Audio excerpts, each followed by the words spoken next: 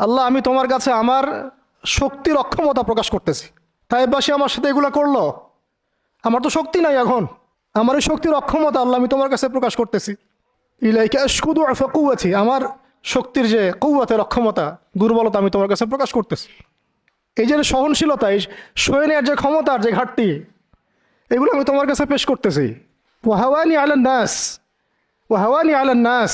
আর এই যে পুরো মানুষ, তায়েফের পুরো মানুষ আমার সাথে যা করলো, তাদের সাথে লড়াই করার যে আমার অক্ষমতা, বা তাদেরকে বুঝানোর যে অক্ষমতা আমার, তাদেরকে যে আমি বুঝাতে পারতেছি না, এটা যে আমার অক্ষমতা, এই হালত আমি তোমার কাছে পেশ করতেছি।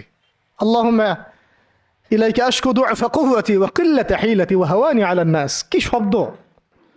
বলছি ইলা মান তাকিলুনি, আল্লাহুম্মা ইলা মান তাকিলুনি। আল্লাহ তুমি আমাকে কাদের হাতে ন্যস্ত করলা?